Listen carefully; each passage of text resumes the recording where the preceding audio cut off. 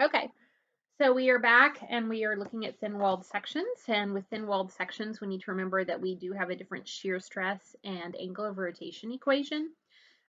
Area mean is the area within the center line of our section, of our thickness, of however you want to look at it. When we look at this kind of funky equation, this ds is S is like position. It's the length of our perimeter. So we looked in the last problem. It's the length of that center line that creates the cross section. So this time we have a plastic tube. Okay, that's a nice tube. It's letting me know we're looking at thin-walled. It's also in the section, but here it's a tube, it's hollow. We have a torque of 150 Newton meters. Determine the mean dimension A, okay, of its sides if the allowable shear stress is, each side has a thickness of T equals 3 millimeters. So this time we need to look at how we're labeling this A. And so what I am going to do is I'm going to, we're going to make kind of a box. Let me see if I have one that we can do a better box than that. I think I have lots of circles, but not a lot of boxes. We're just going to do this. Okay. So I have this box like so. Okay. That's going to be the inside. And then I'm going to just try to make like a bigger outside. So we're going to go like this. And then we're going to go over here. I'm going to do the same thing right there. We're going to go this way. Same thing. We're going to go this way. Same thing. Okay, so here's our kind of our tube. And I tried to kind of draw it to scale in terms of, well, it's over exaggerated, but okay. So I want to figure out, I know that my thickness here, my thickness is 3 millimeters. Okay, and I want to figure out the mean dimension. Mean is going to be average of A. So when I'm looking at mean, I have to remember that's going to be that internal part of the 3 millimeters. So I know it's 3 millimeters, but I just don't know like what it actually looks like. And we are told that A, so if I come across from mean, which is the internal, okay, this is all A coming up and down.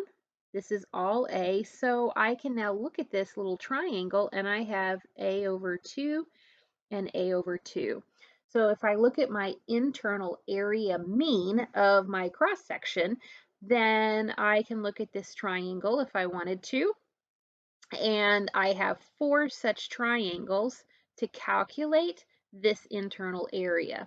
The other nice thing is if I needed to do the perimeter, remember we have that length of the internal.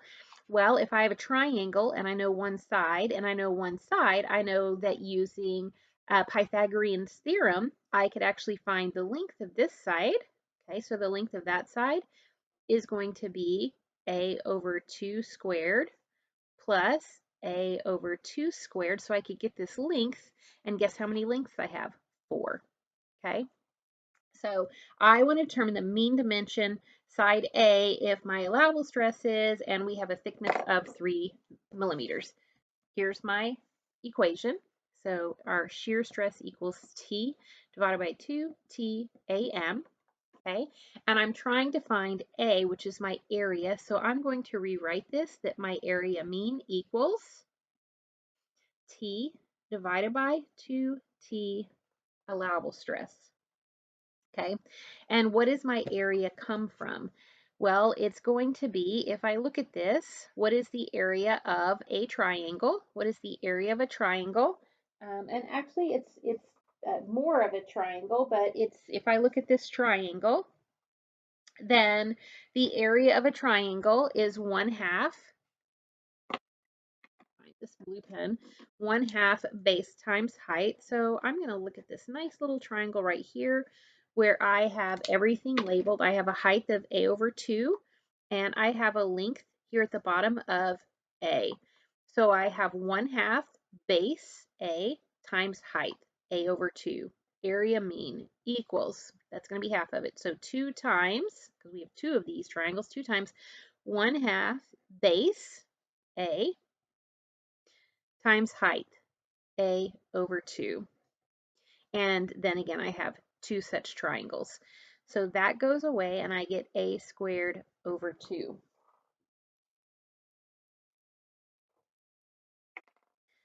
So now I can pop that up here and I have A squared over 2 equals T 2 thickness, okay, equals 2T 2 thickness shear stress. So A squared equals 2 times my torque, 150 Newton meters, divided by 2 times my thickness, 0.003, 123 meters. And then my allowable shear stress is 60 times mega 10 to the 6th Newton per meter squared, because it's Pascal.